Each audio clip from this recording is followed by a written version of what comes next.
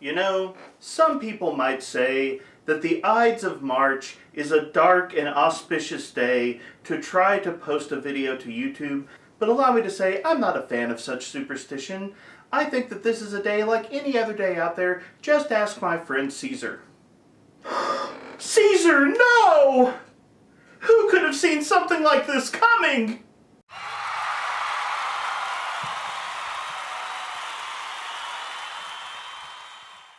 Today, we're going to talk about the Oracle from Pathfinder 2nd Edition on today's episode of The Local Disaster Tour Guide.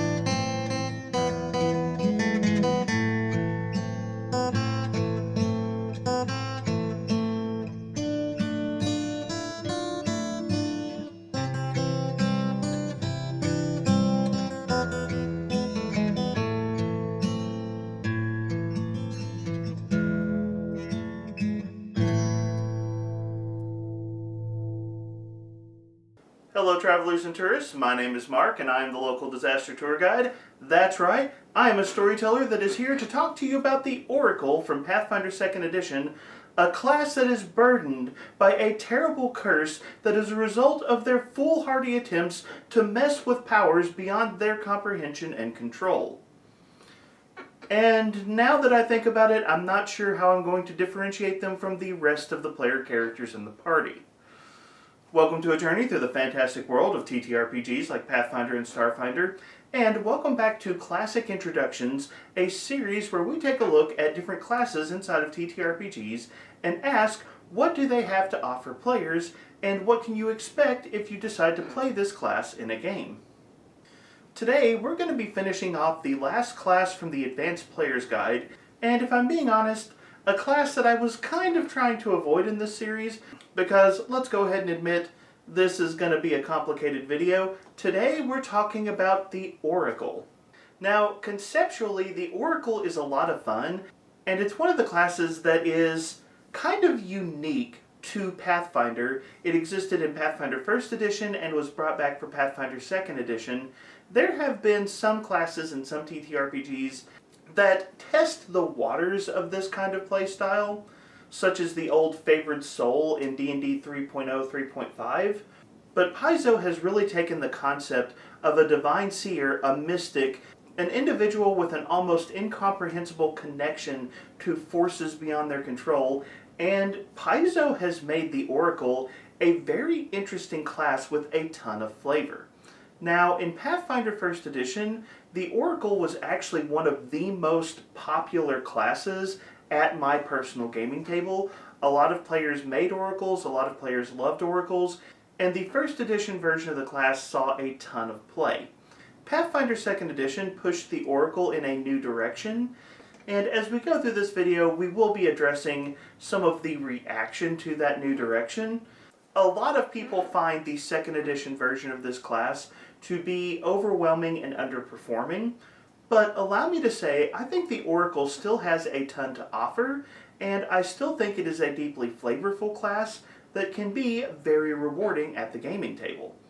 So today, we're going to be taking a look at the Oracle through the lens of 7 specific questions. What is the class role of the Oracle? How complex is the Oracle? What are the key terms and concepts you need to be familiar with if you're playing an Oracle? What are an Oracle's strengths? What are an Oracle's weaknesses? What build options does an Oracle present? And last but not least, how can you get the most out of the Oracle at the gaming table?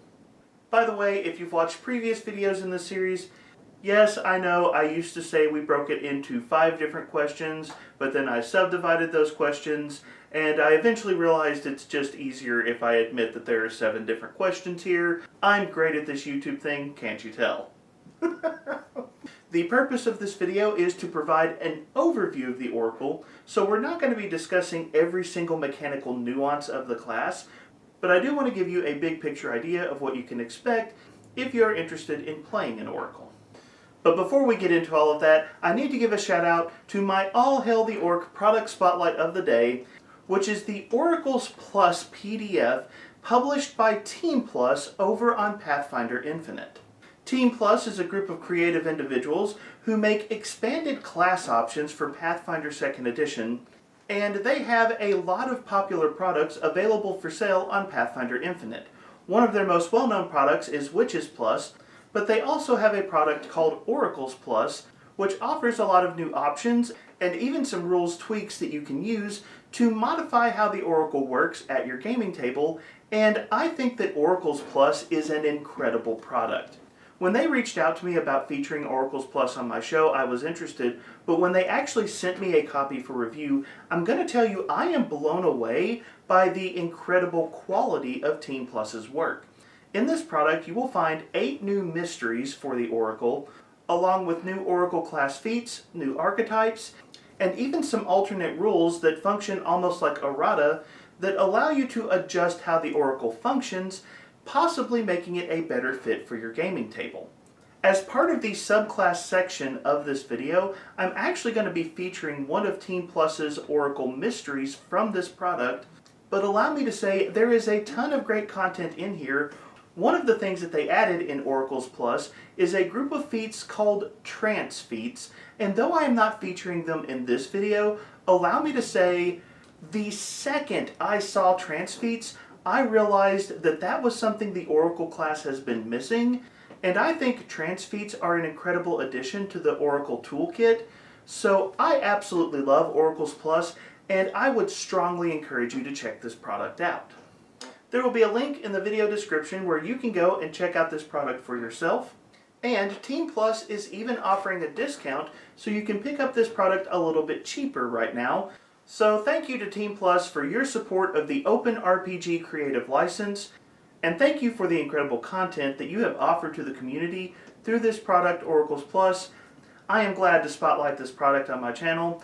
If you are a content creator who supports the Open RPG Creative License and you would like a free product spotlight for something you are creating, please contact me at thelocaldisastertourguide@gmail.com, and I will be glad to talk to you about my All Hail the Orc product spotlights. Alright, with that out of the way, let's get started. Alright, so let's dive into the Oracle class. As I previously mentioned, Pathfinder 2nd Edition took a slightly different approach with how it developed the Oracle for this version of the game. However, the base concept of the Oracle is very similar to what you would find in Pathfinder 1st Edition. The Oracle is a spontaneous Divine Spellcasting class that is based around its charisma. It accesses magic through a Divine Mystery of some kind, but also has what's known as a curse that creates a sort of power at a cost style of gameplay. Now, one of the important changes from 1st Edition to 2nd Edition is, in this version of the game, Paizo has deliberately designed the Oracle where the mystery and curse of the Oracle are linked together. In 1st Edition, they were separate mechanics where you could pick any mystery and any curse and kind of build your own version of the character. But in Pathfinder 2e, what they've done is they've created a version of the class where when you pick your mystery, it's going to give you a specific curse that you have to deal with.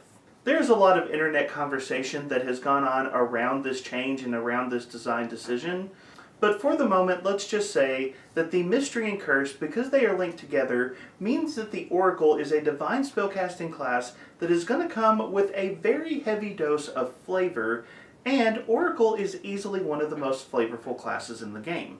But for our first question, we do talk about class role, and class role is not so much the flavor, but rather, what is the mechanical role of the class in Pathfinder 2e?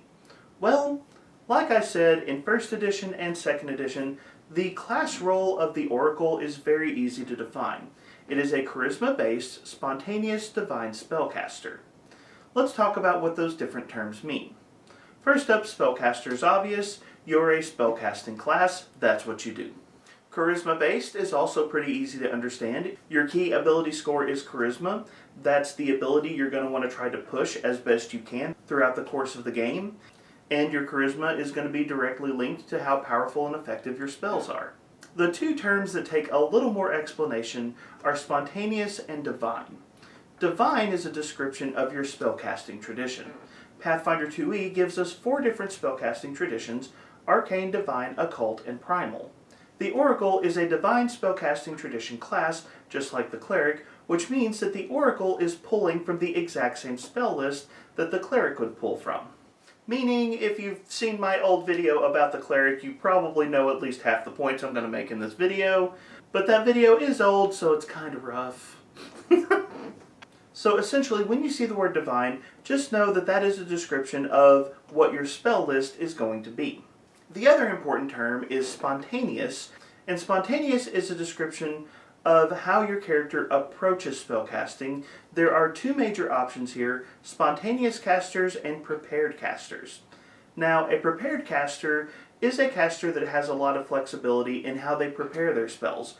Every day, at the start of the day, they can go through all of the spells they have access to and pick the specific spells that they want.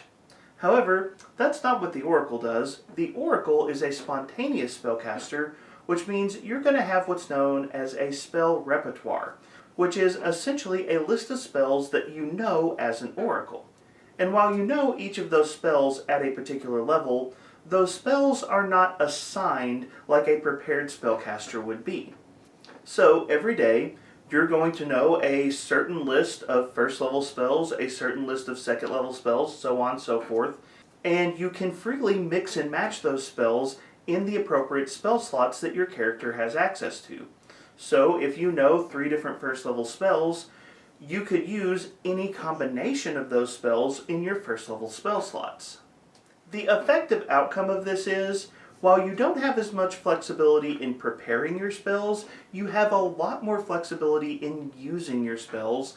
And one of the things that I've observed over the years is that spontaneous spellcasters are often seen as a little more accessible to new players because you have a list of spells that is relatively unchanging, but you have a lot more flexibility in how you want to use that spells, and that kind of approach is something that new players tend to approve of.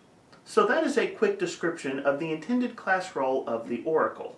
So now let's dive into my second question in this video, which is, how complex is the Oracle?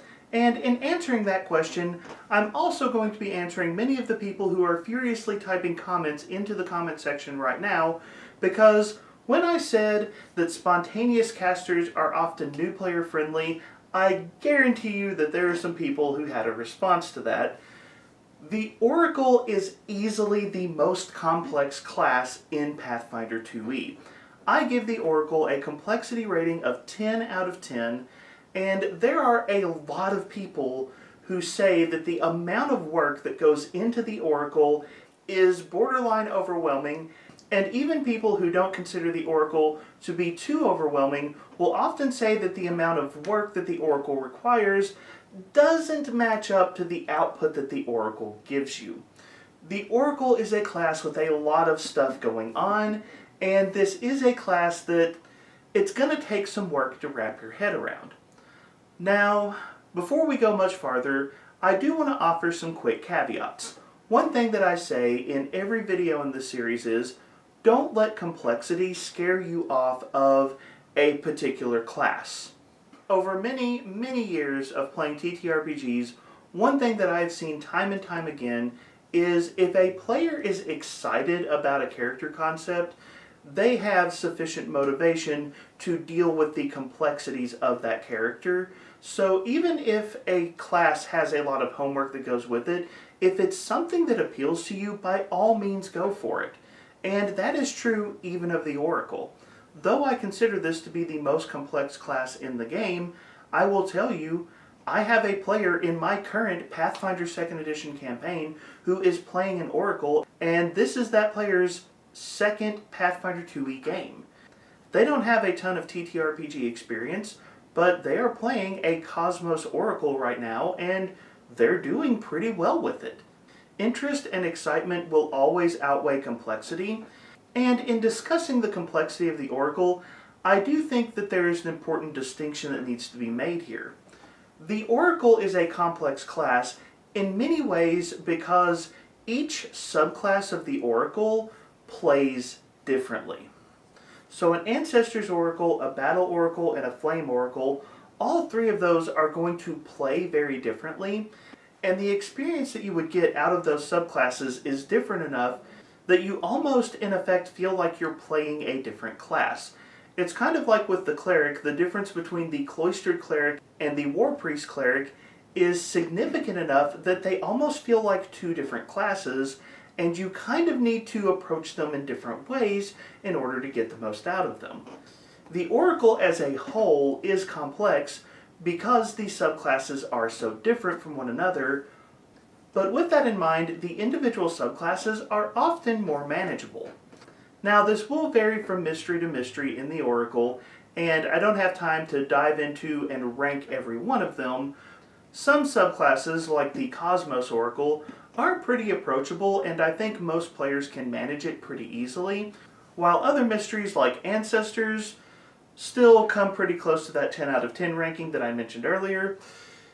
Be aware that the individual experience of a particular mystery or a particular subclass for the Oracle is going to deviate at least a bit from that 10 out of 10 complexity rating that I mentioned earlier.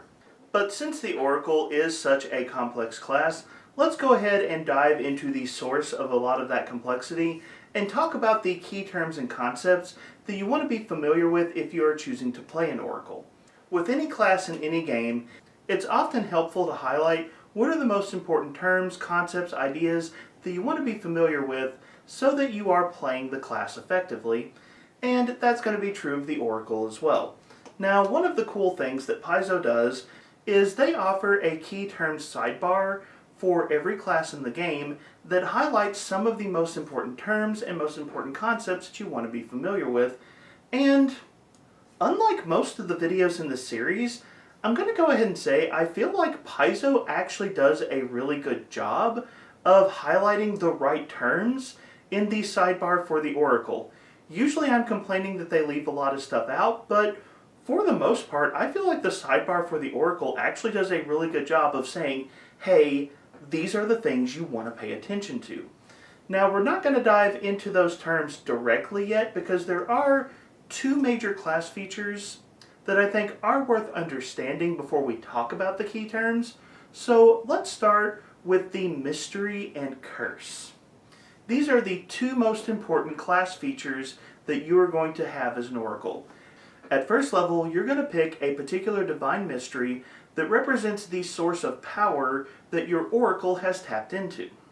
And along with that mystery is going to come a particular curse that haunts you as an Oracle. Now, we will dive into the details of the mysteries a little bit more in the subclass or build options sections, but for now, in regards to the Oracle's mystery, I want to talk about the concept of your mystery as your subclass.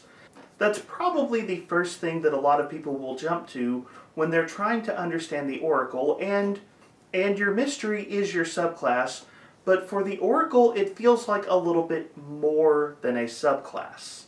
I'll dive into this a little bit more in the build options section, but allow me to say, I honestly feel like your Oracle mystery is more like a multi-class archetype than it is a true subclass for other classes in Pathfinder 2e. An Oracle's mystery is a little bit weightier, it's a little bit stronger, but it also has some setbacks that are associated with it. We're going to talk about the curse in a second. The Oracle mystery just hits a little bit harder than the typical subclass does, and so when you think about your Oracle mystery, you can think of it as somewhere between a subclass and a multi-class archetype, maybe a subclass plus, if you will. Again, we'll save a detailed discussion of the mystery for later, but I do want to focus in on a particularly important mechanic, which is the curse that comes with your mystery. Now, the details of your Oracle curse will vary, at least in some regard, from mystery to mystery.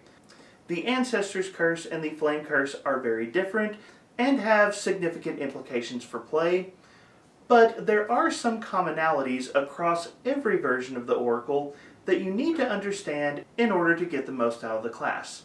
Think of your curse as an ever-increasing difficulty that erupts when you use certain magic that you have access to.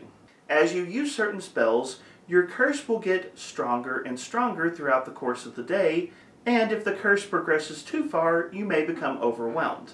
There are 4 stages to your curse, at least at level 1. Mild, minor, moderate, and overwhelmed. Every day at the start of the day, you will begin with a mild curse, which has no mechanical effect on gameplay. It will have certain flavorful elements. There are details that you and your game master can kind of play around with, but at the start of the day, your curse is doing nothing to you. However, at some point, your curse will kick into effect, and you will gain a minor curse. That minor curse is going to offer some important penalties that you need to be mindful of, and once you gain your minor curse for the day, it is going to stay with you for the rest of the day, no matter what.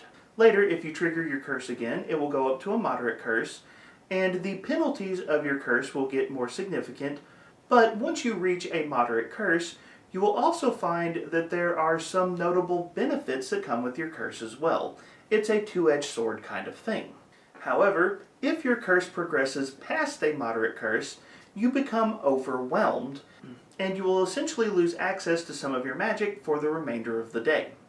Now, anytime that you use the refocus activity, your curse will effectively reset.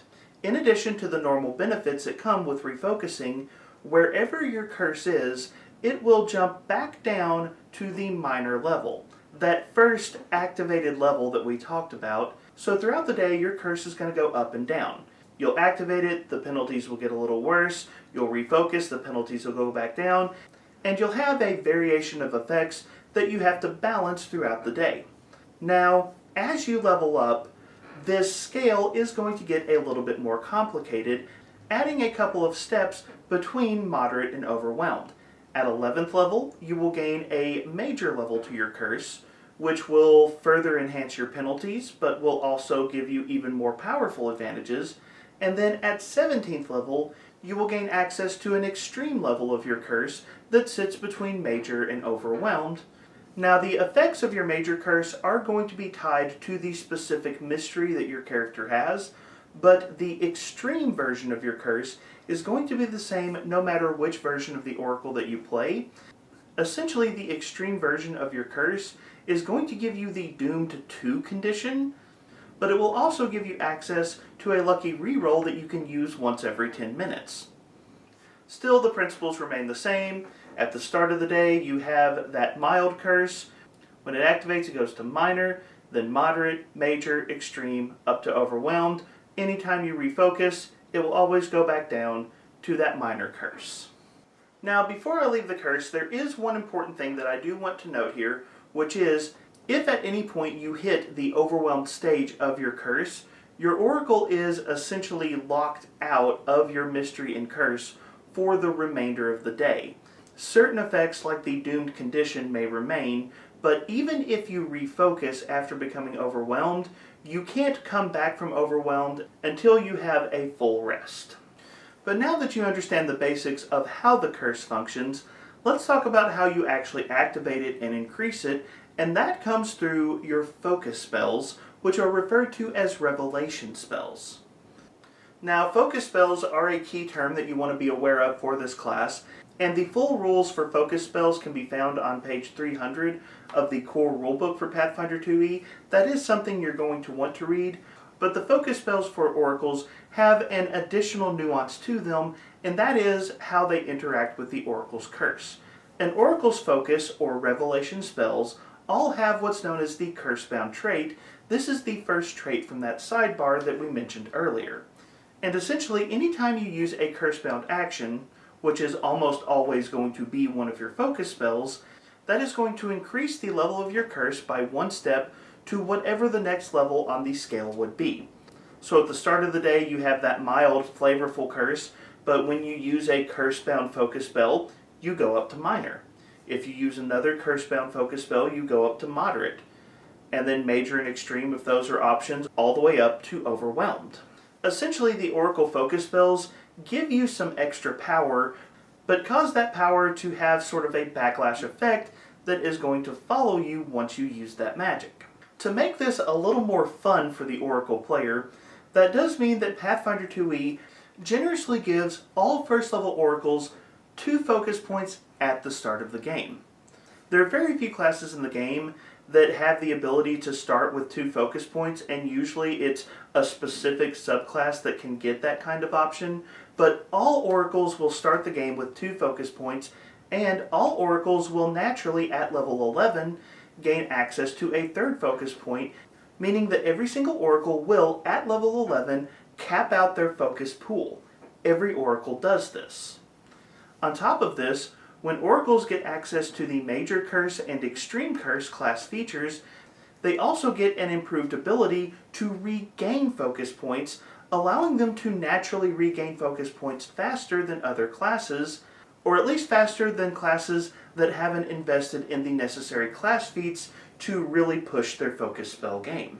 So the key idea here is, oracles make heavy use of the focus spell mechanics in Pathfinder 2e, and the revelation spells that oracles have gain the Cursebound trait, which means that their focus spells are going to mess with the level of the curse that is active for an oracle at any given point in time. Now, I do want to take a quick diversion on this conversation and talk about another important class feature that you will want to be aware of, and this is something that every spontaneous caster in Pathfinder 2e gets. It's an ability called signature spells. Earlier I mentioned that spontaneous casters, their spell list is kind of set in stone. These are your 1st level spells, these are your 2nd level spells, so on and so forth. And as a result, when it comes to the spells that a spontaneous caster knows, they don't have as much flexibility. Well, the signature spells class feature lets you play around with that just a little bit, and it can be a very useful class feature for any spontaneous spellcaster. Essentially what this does is it allows you to pick 1 spell per spell level that you know and designate that as a signature spell. So you could take one of your 1st level spells and highlight it as a signature spell, and then take one of your 2nd level spells and highlight that as a signature spell as well. Same for one of your 3rd, for your 4th, up to however high level of a spell you can cast. Designating something as a signature spell has one important effect, and that is, you can cast a signature spell using any legitimate spell slot, even if it is a different spell level. An easy example of this would be the Heal spell from the Divine Spellcasting tradition. Heal is a 1st level spell, and as an oracle you could cast that with your 1st level spell slots, but if it's one of your signature spells, you could also cast it as a 2nd level spell and use the more powerful 2nd level effects of the Heal spell. You could cast it at 3rd level, 4th level, 5th level, up to the highest level spell slot you have available, and get the improved effects that come from using those higher level spell slots. Functionally, by the end of the game, you can end up with 10 spells in your spell repertoire that can bounce around between different spell levels, giving you a little more flexibility in how you use spells. By the way, it is completely legitimate to take a lower level spell, say a 2nd or 3rd level spell, and take it as a higher level spell known, such as a 6th or 7th level spell, and if it is designated as a signature spell, you could still use it in one of those lower level spell slots if you so chose. It does have to be a spell slot that could legally cast that spell, but signature spells can be backwards compatible, so don't overlook that function. Returning to the Oracle key terms sidebar, there are 2 other things that are highlighted, and I think these are also worth discussing. That is the Metamagic key term and the Fortune and Misfortune traits. Now, both of these are terms that we have discussed in other classic introduction videos, so I'm not going to spend a ton of time on them here. Metamagic is a key term that is often applied to particular class feats that the Oracle is going to have access to. A good example of this is the Reach spell Metamagic feat that Oracles have access to. Reach spell is a Metamagic feat that allows you to spend an action before casting a spell to allow that spell to reach farther, if you will, effectively increasing the range for how far you can use that spell. And most Metamagic feats are going to follow this kind of formula, where you essentially spend an action before casting a spell to change the parameter of the spell in one fashion or another. I really enjoy the way Paizo has done Metamagic in Pathfinder 2e. It's really creative and allows spellcasters to really play around with what they can do with their spells. It's a lot of fun. The other key term, well, terms actually, that Paizo highlights are fortune and misfortune, which is kind of analogous to advantage and disadvantage in D&D 5e, though it is a little bit more complex. Fortune and misfortune often relay the concepts of good and bad luck respectively, and allow you to play around with dice rolls. The most common way fortune is represented is allowing you to essentially re-roll a dice and take the better of two outcomes, while misfortune effects will cause you to re-roll dice and take the worse of two outcomes. There are some other nuanced ways that fortune and misfortune can show up in the game. There are two main things that you want to remember about fortune and misfortune. First, only one fortune effect can apply at a given time, and only one misfortune effect can apply at a given time as well. So if you have a situation where a creature is benefiting from 2 or 3 different fortune effects, essentially what they have to do is pick one and use that. And if you have a creature that is under the effect of 2 or 3 different misfortune effects at the same time, the game master essentially gets to pick which misfortune effect is going to apply in that moment, and most game masters are going to pick the meaner one. The other thing to be aware of on fortune and misfortune is this: they cancel each other out. Regardless of the specifics of a given fortune effect and misfortune effect, they cancel out. So if you have a creature that has a fortune and misfortune upon them, they just cancel each other out, you roll normally, and they don't impact that given roll. And with that, we've covered some of the major things that Paizo discusses when it comes to the Oracle, and to be honest, I feel like this is a good set of highlights. Paizo actually does a good job of showing you the things you need to be aware of if you're playing an Oracle. Pay attention to these concepts and you're going to get the hang of the class. But now let's move on to the fun part of the conversation and start talking about the strengths of the Oracle class. As I've said before, a lot of people feel like the Oracle class under-delivers in Pathfinder 2e, and I don't think that's necessarily the case. I think if you stop and pay attention, you realize that the Oracle class brings a lot to the table. You just have to be aware of how Paizo approaches the class to realize everything that the Oracle has to offer. Let's start by talking about the obvious strength of the Oracle class, which is their spellcasting. This is a spellcasting class, so you expect spellcasting to be central to their game plan, and that is obviously the case here. But in particular, the Oracle is a class that focuses very strongly on, well, focus spells. I already mentioned the Oracle is one of the few classes in the game that starts with 2 focus points and automatically progresses to 3 focus points just as part of their natural progression. No extra class feats required. That is a serious advantage that is easy to overlook. The fact that an Oracle is naturally going to cap out their focus pool by level 11 no matter what is a pretty significant boon for the class. On top of that, Oracles naturally get the ability to recover more focus points when they use the refocus activity, which is something other classes usually need to spend a class feat or 2 on if they want to be able to do. So every Oracle is going to start with 2 focus spells and 2 focus points, and they are naturally going to cap out their focus point pool.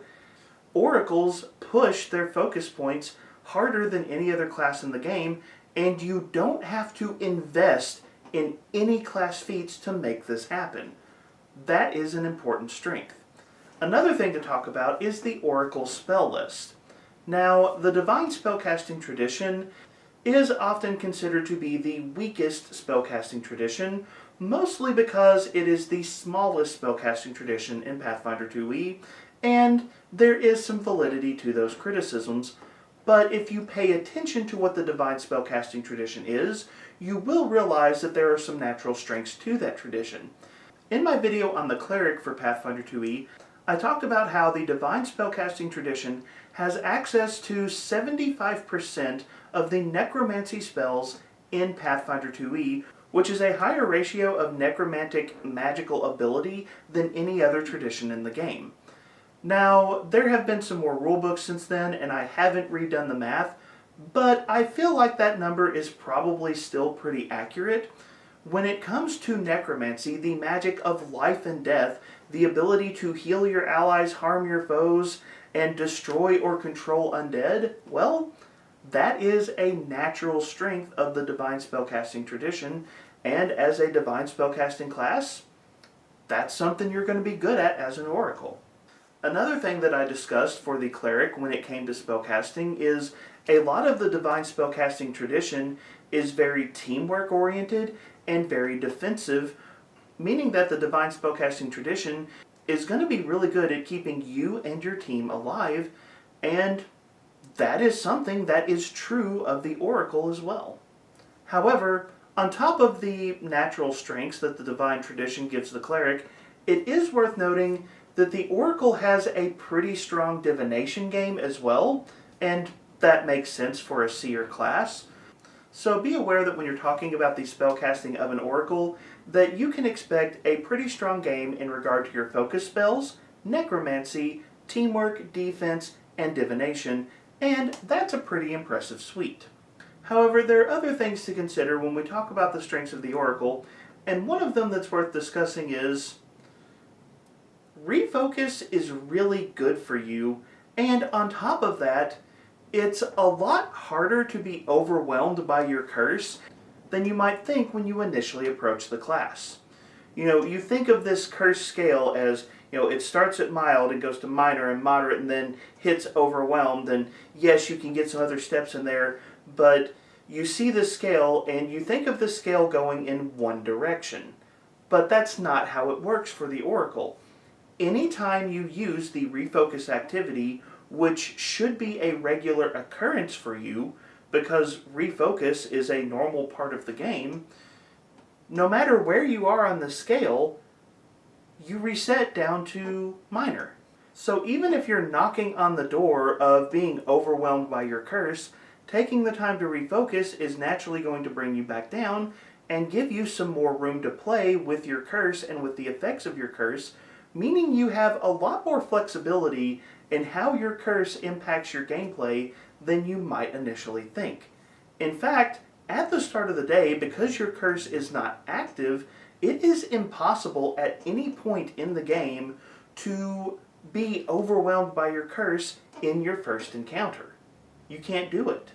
Even if you burn all of your focus points, you're going to run out before you're overwhelmed, and then to get more focus points, you're going to refocus, which is going to drop you back down to minor, and you would then have to again burn all of your focus points in order to actually become overwhelmed. Meaning that as an Oracle, even if you're going all in on your magic, it's harder to become overwhelmed than you think.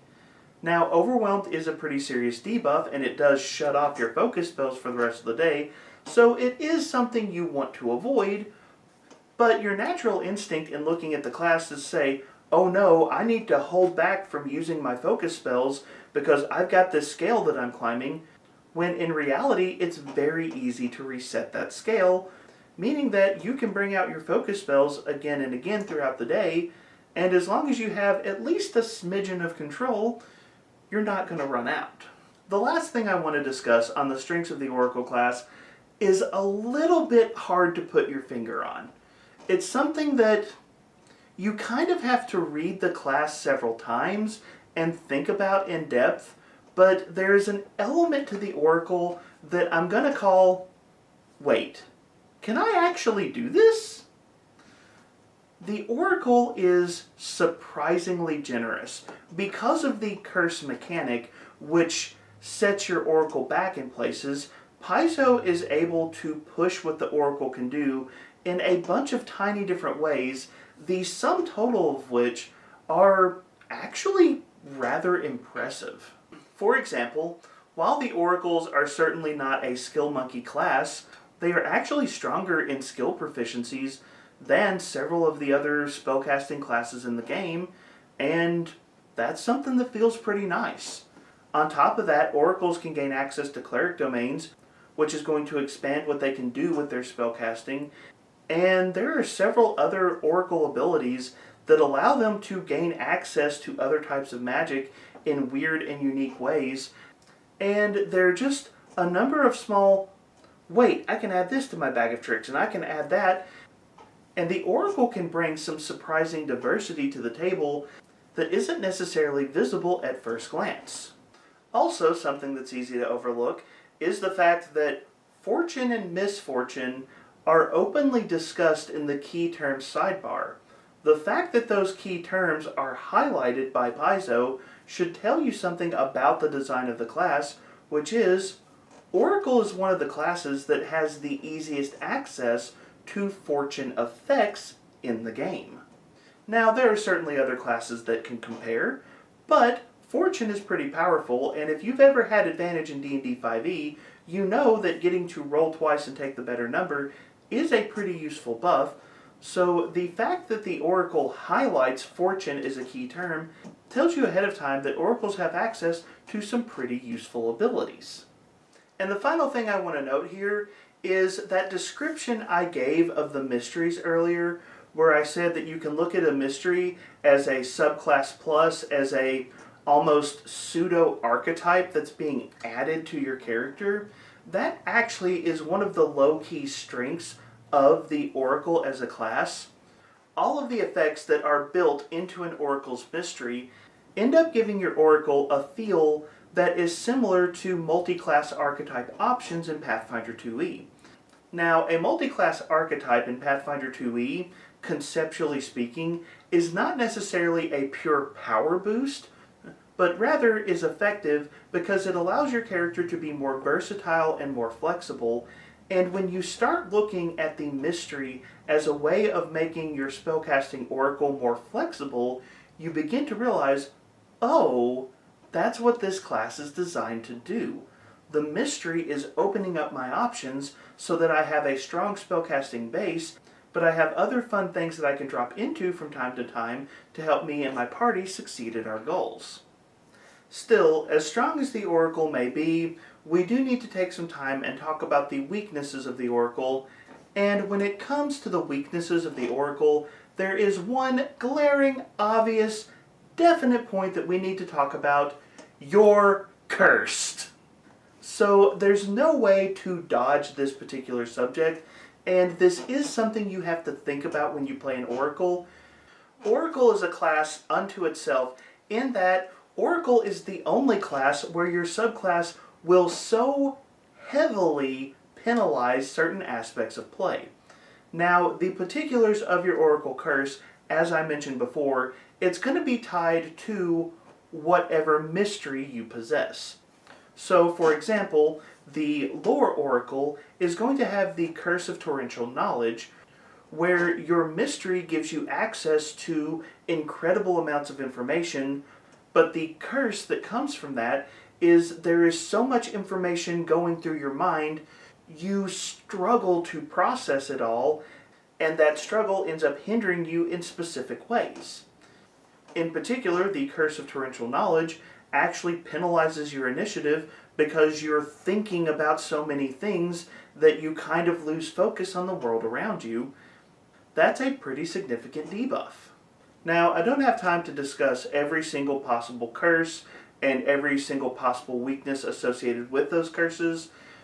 If you're going to play an Oracle, you need to look at your particular mystery, at the particular curse that goes with your mystery, and you need to understand, what does this curse mean for my character? How does it hinder me? What are the nuances of these rules?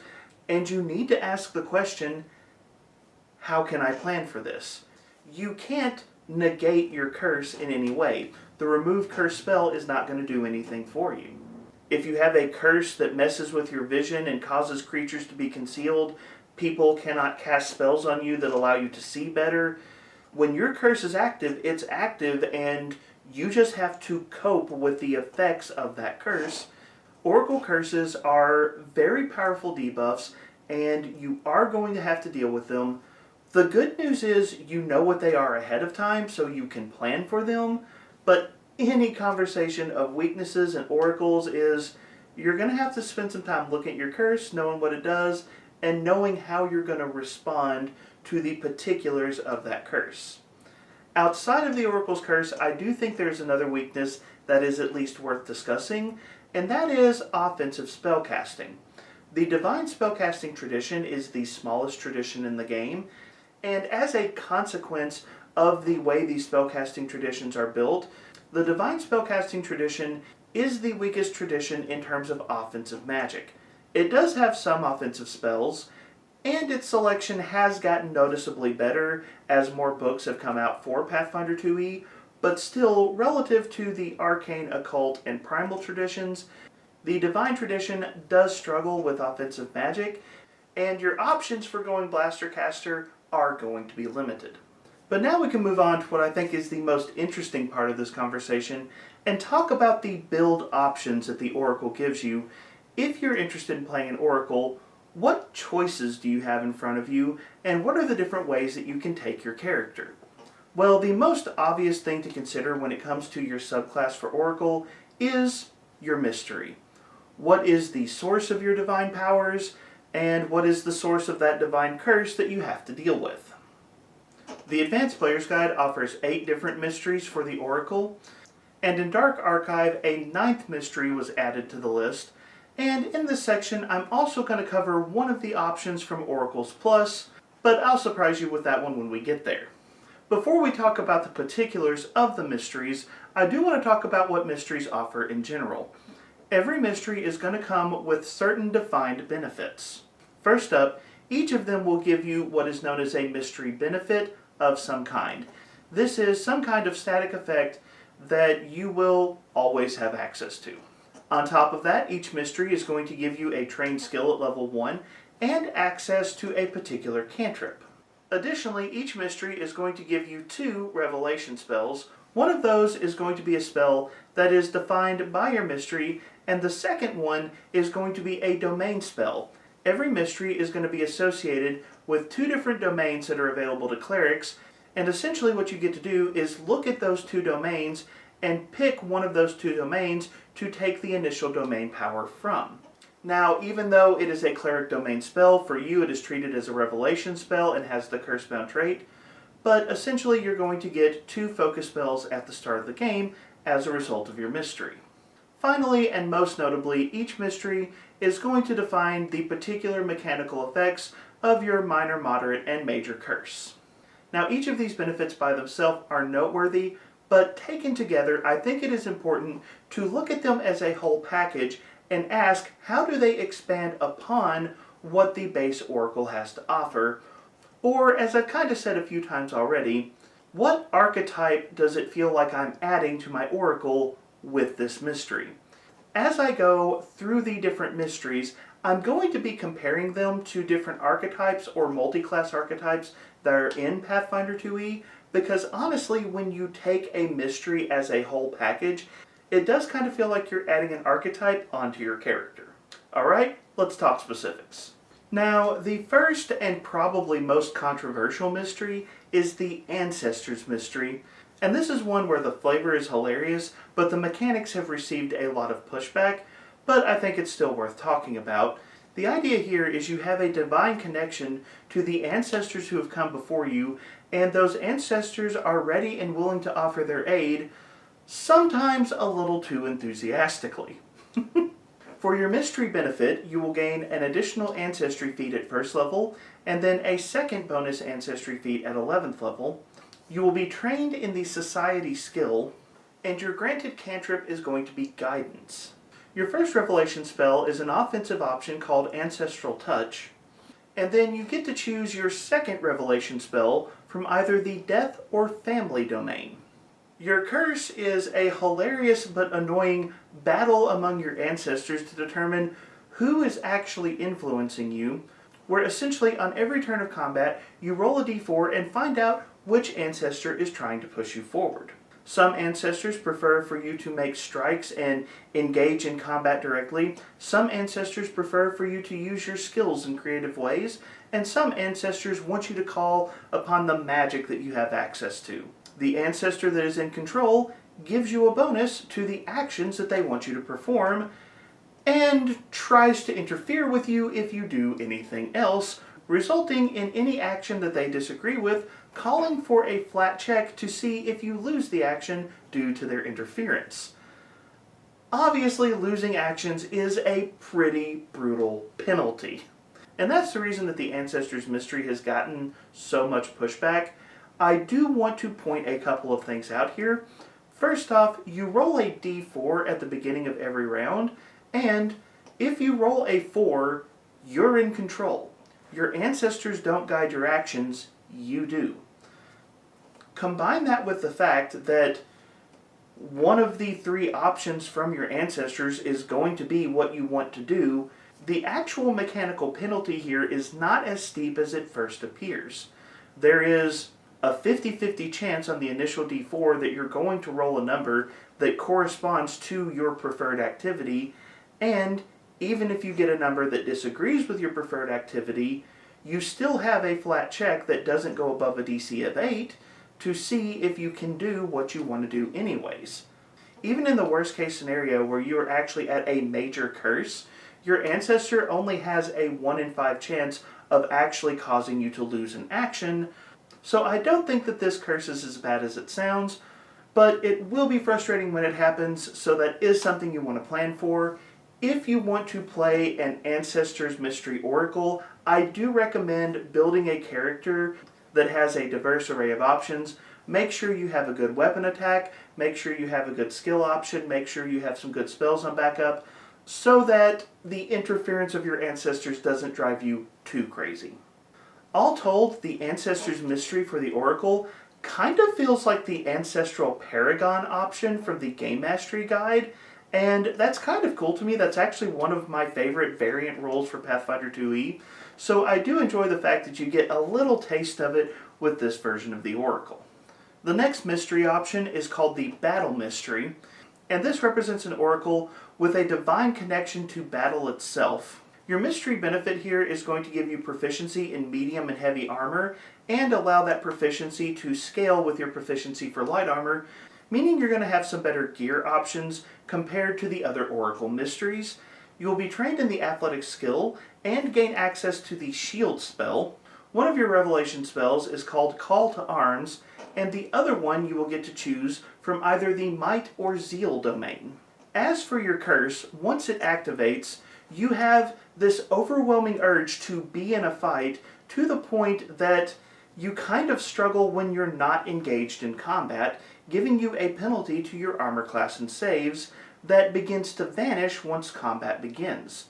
In fact, once combat begins, as long as you're making strikes and attacking the enemy, you can decrease, maybe even erase these penalties for a time, and you gain bonus damage to your attacks. Now, the Battle Oracle sounds like a lot of fun, but there is a little bit of a concern here, and this is another mystery that gets some pushback online. Essentially, the Battle Oracle is still a spellcaster, and your weapon proficiencies are not going to go above expert, meaning that your weapon proficiencies are not going to be anywhere near as strong as the weapon proficiencies of a fighter. And a lot of people who look at the Battle Oracle compare the Battle Oracle to a fighter and say, the Battle Oracle just isn't as strong. And this is where I think my archetype conversation becomes useful, because I don't think the Battle Oracle is intended to reflect the flavor of a fighter. I think it's intended to reflect the flavor of a barbarian. If you check the mechanics for the Battle Oracle and compare the penalties and benefits, they actually match pretty well to a barbarian. Yes, the barbarian's going to be hitting a little bit harder than the Battle Oracle, but you still have all of your spellcasting, and I think that the Battle Oracle is intended to kind of merge the playstyle of a Divine Spellcaster with a barbarian, and in that regard, I think it actually works reasonably well. The next mystery is the Bones Mystery, and this mystery is a little more popular, though it is definitely more niche. If you are in the right niche, the Bones Mystery is probably one of those mysteries you're going to enjoy. This is a mystery that gives you a connection to death, to decay, to what happens once someone draws their last breath, and this is definitely one of the creepier mystery options. The mystery benefit allows you every day to decide if you want to have the negative healing ability or not. And if you do already have the negative healing ability, you instead get a bonus to your recovery checks. Now, negative healing is a situational and niche ability, but in the right circumstances with the right team, it can be very effective, so if the niche is right, this is strong. Your trained skill is going to be medicine, and your granted cantrip is chill touch. Your first revelation spell is called Soul Siphon, and you get to choose your second revelation spell from either the death or undeath domains. Now, the curse for the Bones Oracle is a little bit dangerous in that it's going to hinder your ability to recover because essentially your body is decaying. At earlier stages in the curse, non-magical effects are going to cause you to heal less than they normally would, so things like treat wounds are going to be less effective on you, and as your curse progresses, you're going to start gaining the drained condition, which is going to make you noticeably weaker. However, at the same time, because you are so connected to things like decay and death, you also become more resistant to things like poison and disease, essentially causing you to become more similar to an undead in your actual physiology. In fact, examining the Bones Mystery kind of reminds me a lot of the different undead archetypes that you can find in Book of the Dead, and I think could pair well with some of those things. And if you don't have access to Book of the Dead, I think the closest comparison would be a negative energy channeling cleric. I think you could find a lot of similarities between the two. Bones Oracle is not going to fit a lot of groups, but for the right group, this is a fun mystery. Now, the next mystery is probably one of the more popular mysteries for the Oracle, and that is the Cosmos Mystery, which gives your Oracle a connection to the stars above and to the mysteries of the night sky. The mystery benefit for the Cosmos Oracle is essentially damage resistance as your body becomes less and less a terrestrial thing. Your trained skill is going to be nature, and you gain access to the Dancing Lights cantrip. Your first revelation spell is called Spray of Stars, which is a nice little offensive spell, and for your second revelation spell, you can choose from either the Darkness or Moon domains. As for your curse, it's kind of a hilarious curse, as essentially you become less and less connected to the ground beneath your feet. You gain the enfeebled condition, making you less and less effective at melee combat or things that require strength, and you begin to levitate slightly off the ground.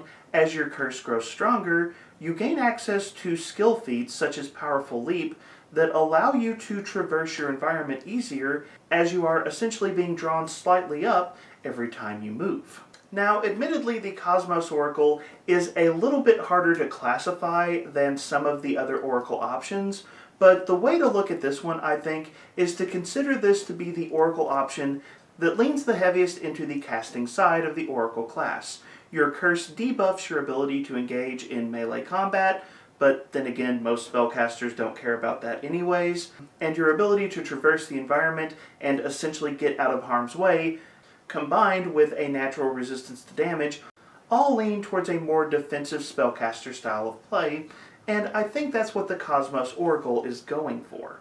I will say, of the various Oracle mysteries, this one is probably the easiest to approach mechanically, and if you're a player who's concerned about the complexity of the Oracle class, Cosmos Oracle may be one of the most accessible ones to try out, and it might be worth considering first if that is a concern for you.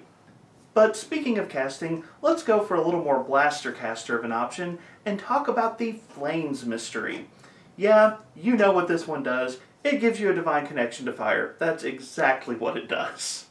The mystery benefit here is going to be improved reflex saves as you level up. You will gain training in the acrobatic skill and access to the produced flame cantrip, no surprise there. Your first revelation spell is called Incendiary Aura, and essentially it makes creatures around you weak to fire. How convenient. And then you can choose your second revelation spell from either the fire or sun domain. The curse here is also not hard to predict, as the fire that you're connected to begins to draw into reality the stronger your curse becomes, until finally, everything's just on fire, including you. This feels like such an unsafe choice, and yet at the same time, feels like exactly the kind of character I would love to play. Now there are some safeguards built into the Flame Mystery that allows you to kind of control the danger of this fire that erupts around you, but do be aware that it is something you're going to have to watch out for, and you and your allies could be caught in a dangerous circumstance as a result. Still, the build here is quite obvious.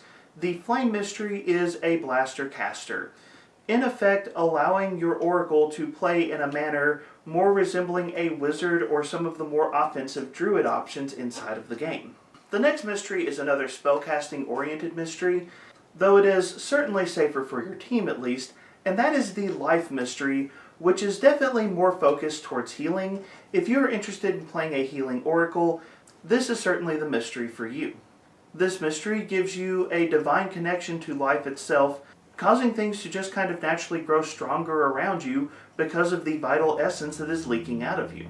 The mystery benefit here is pretty simple but quite nice, granting your Oracle additional hit points at every level.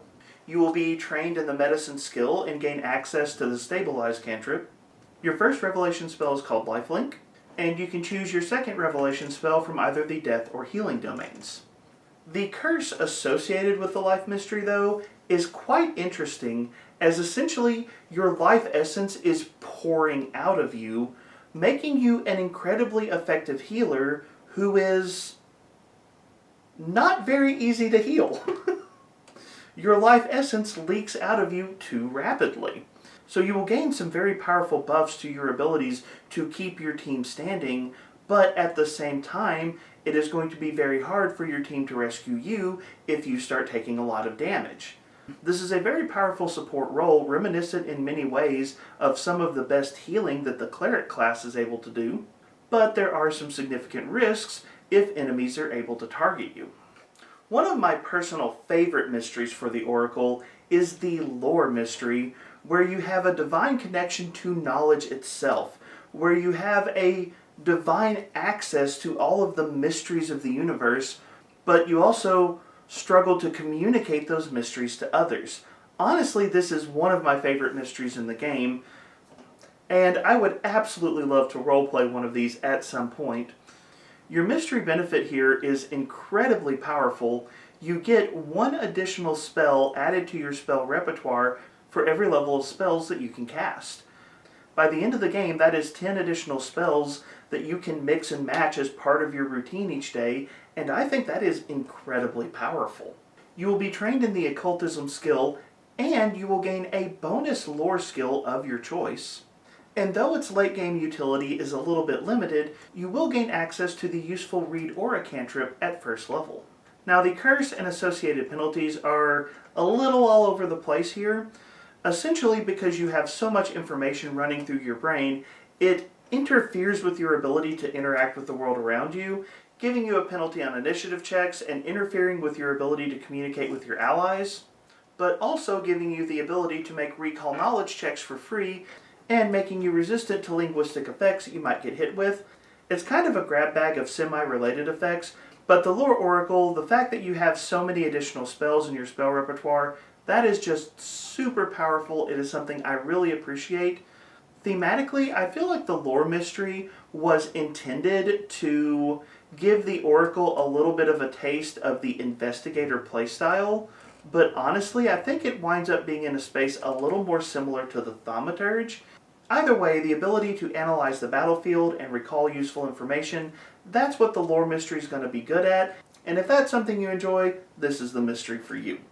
Next up, I actually want to talk about one of the mysteries from Oracles Plus, the product that I highlighted earlier in this episode, and that is the Song Mystery, where you have some kind of divine connection to music itself, and as you wander through the world, your mind is constantly aware of this strange music from somewhere beyond. Your mystery benefit is going to give you access to the fascinating performance skill feat, and also remove the penalties associated with being deafened anytime that you might be casting a spell. Naturally, your trained skill is going to be the performance skill, and your granted cantrip is going to be the very useful and popular Haunting Hymn that was added later on in Pathfinder 2e's lifecycle. It's something the Divine Tradition needed. Your first revelation spell is called Sharp Note, And your second revelation spell can be chosen from the repose or soul domains. Isn't that flavorful? As for your curse, well, the stronger your curse gets, the more that music begins to overtake your mind.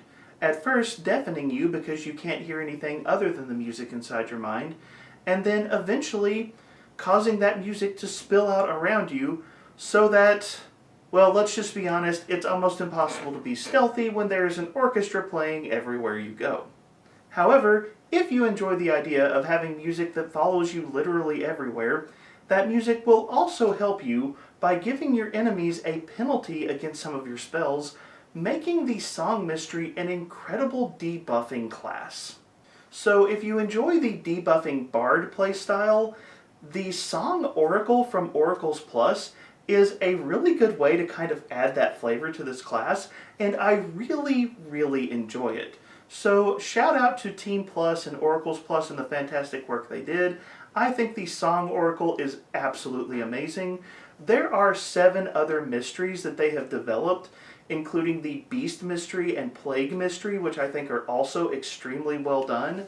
So I strongly encourage you, head over to Pathfinder Infinite and check this product out, because Team Plus did some amazing work here.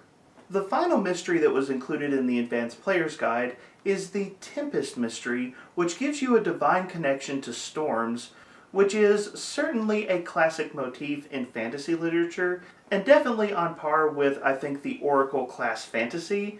It is certainly a lot of fun. For your mystery benefit, your perception is never going to be hindered by wind, rain, fog, and other weather-related effects, and on top of that, you will gain a little bit of bonus damage when you cast air and water spells. Your trained skill is going to be the nature skill, and you'll gain access to the always appreciated electric arc cantrip. Your first revelation spell is known as Tempest Touch, and then your second revelation spell you will be able to choose from the air or water domains.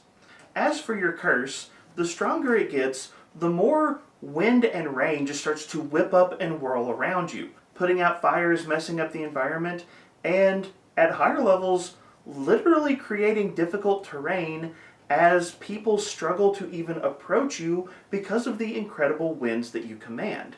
Storm, eat your heart out. Now, in addition to all of the problems that having a storm raging around you might cause, you will also have to deal with a weakness to electricity damage, but it's also harder to set you on fire because of all of that rain that happens to be hitting you, so there are some trade-offs in that respect. Obviously, the Tempest Oracle is another take on the Blaster Caster, though with a little bit more of a battlefield control element to it. So if you're not just worried about the damage aspect of Blaster Caster, and you like being able to kind of control where people can go, Tempest Oracle could be a good alternative for you. The final Oracle mystery that we're going to talk about, which was added in Dark Archive, is the Time Mystery, which gives your Oracle a connection to time itself and causes your Oracle to have a somewhat disjointed relationship with time, in some cases allowing you to move faster, but in other cases causing you to be weaker because your grasp on the regular flow of time isn't quite as strong. Your mystery benefit is a nice bonus to your speed, and some defense against reactions that you might trigger as you move around the battlefield. Your trained skill will be Occultism, and your granted cantrip is Time Sense. Your first revelation spell is called Temporal Distortion, and you can select your second revelation spell from either the Fate or Time domains. As for your curse, as your relation to time becomes more disjointed, you gain the Enfeebled condition and also take a penalty against effects that would cause you to become fatigued or slowed, as essentially it's easier to throw you off your step. However, you also gain an improved defense against reactions that people might make against you, can potentially cut the duration of negative conditions on you, and possibly even gain some bonus on initiative rolls, though that one is a little bit tricky to trigger just because of the mechanics of how Curse works. Still, in the right circumstance, could be useful. Overall, the Time Oracle feels a little bit hard to pin down in terms of what its playstyle is supposed to be, but I think the best comparison here is it feels similar to the Swashbuckler for me in all of its ability to move about the battlefield and avoid reactions and just avoid the different things that people might try to do. So if you're looking for a caster that can get where they're going quite easily, Time Oracle's a pretty nice option. But now that we've talked about the different subclass options for the Oracle, let's dive into our final question, which is, how can I get the most out of an Oracle in play? Well, my first tip for the Oracle is going to sound pretty familiar if you've watched any of the other videos about spellcasting classes in Pathfinder 2e, which is, remember, you are a spellcaster first. Spellcasting is the core of your class, and the other things you can do may be fun, but you don't want to rely on them too heavily because those are side options, not the main thing that you are built for. You're a spellcaster, you can lean into the necromancy, the divination, the team play, and the team defense. You have some pretty amazing spell options, and you want to make sure that spellcasting is a serious part of your game plan. Don't overlook the core of your class, which is you are a spellcaster. The second tip that I want to give is in regards to your curse, which is mitigate your curse, but don't be afraid of your curse. So every curse is problematic. The lore curse is slowing you down. The cosmos curse is giving you the enfeebled condition. The ancestors curse, your ancestors are literally inside your head arguing over what you're going to do this round. All of them have the potential to interfere with your gameplay, and to play an effective Oracle is to prepare for that ahead of time. Now, what does prepare for that mean? It's going to change from subclass to subclass, but regardless of what subclass you've chosen, you definitely want to prepare. Ancestors Oracle, I think, is the biggest one here because of the fact that your ancestors can potentially interfere with your actions. So if you're playing an Ancestors Oracle, you want to make sure you are building your character in a way that you have good strikes, good skill actions, and good spells, so regardless of what way that dice roll goes, you have options you can deploy in combat. This video would be way too long if I tried to address every single mystery and every single subclass option here. I will be throwing a link to the RPG bot discussion of the Oracle class into the video description, so if you want to see some of the conversation in the internet at large around these mysteries and some of the ways you can deal with them, I think that is research that is worth doing, but regardless of what curse you have, you need to take steps to mitigate it, but don't be afraid of it.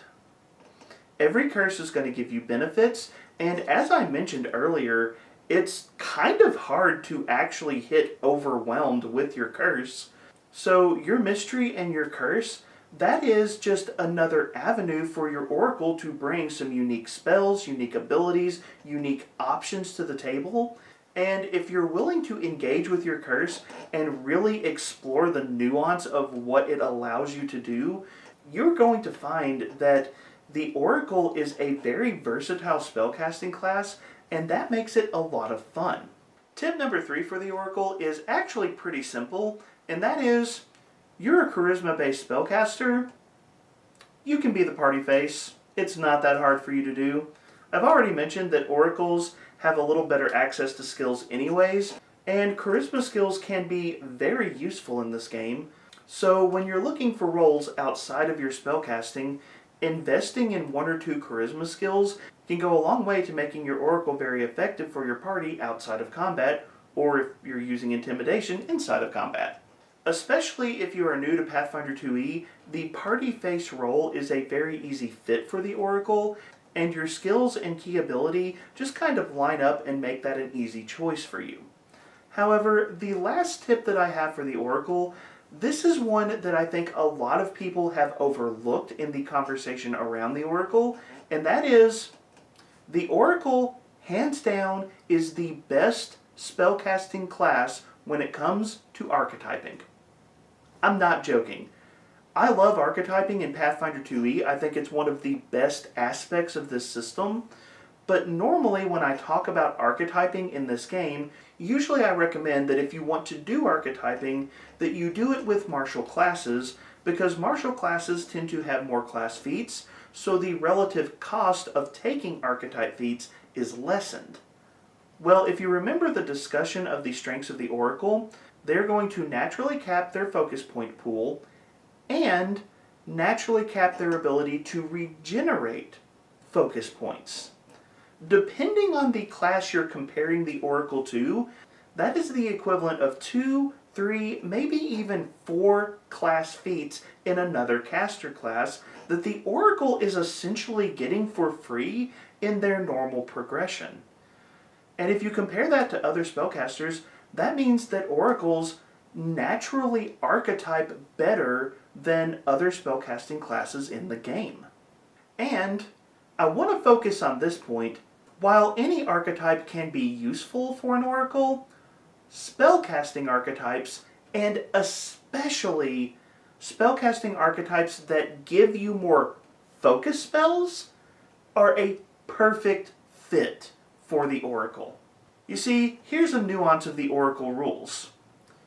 Focus spells that don't come from the Oracle class don't have the Cursebound trait, meaning you can use non-Oracle focus spells freely without incurring any curse-related penalties, and you will naturally regain those focus points back at a quicker rate than other casters, meaning collecting focus spells is basically a joyful hobby for Oracles everywhere. As a Divine Spellcaster, you naturally multi-class well with Cleric, as well as any Divine casting version of the Sorcerer or Summoner, and any option that allows you to cast off Charisma, such as the Cathartic Mage archetype from Secrets of Magic, will also naturally scale well with you. But really and truly, any spellcasting option that is going to give you focus spell options will fit very neatly, very cleanly, and because the Oracle power games focus spells so well, this is just one of the easiest ways to kind of sidestep the problems that the Oracle has. It's not a perfect mechanical fit, but I love a lot of the witch focus spells, and honestly, I'm tempted to add some of those over to an Oracle because I think it'd be a lot of fun. Oracles archetype extremely well, and if you're playing an Oracle, I strongly encourage you to consider doing it. By the way, bonus advice on this, an ancient elf or a human with the multi-talented ancestry feat, it is a perfect fit here as well. And with that, we have hit every question that I wanted to discuss in regards to the Oracle. So, the time has come to turn the conversation over to you. What are your thoughts about the Oracle class, and do you agree with my evaluation? Are there strengths that you feel like I have missed, or are there weaknesses that I have overlooked, and do you have any tips or tricks that you would offer to someone playing an Oracle to help them get more out of the Oracle at the gaming table? Also, what are your thoughts on the larger conversation around the Oracle? Do you feel like this is a class where the amount of work to play one doesn't fit well with the outcome that you get from the class, or do you think that the investment is reasonable? Now, I do have one announcement to make before I sign off on this video. I'm going to be doing some technical upgrades around the house, so I'm going to be taking a break for the rest of March, and I think I'm only going to have one more short video on this channel between now and the start of April, but that's just because I'm going to be doing some technical upgrades behind the scenes. I will be back in April, so even though you won't be hearing from me for a couple of weeks, don't worry, everything's fine, and I look forward to talking to you again soon. Before I go, don't forget all of that YouTube stuff. Please remember to like, share, and subscribe. You can check out my free Discord and my Patreon. Both of those will be linked in the video description. And as always, thank you so much for being here. Thank you so much for being part of the conversation. Have a wonderful day.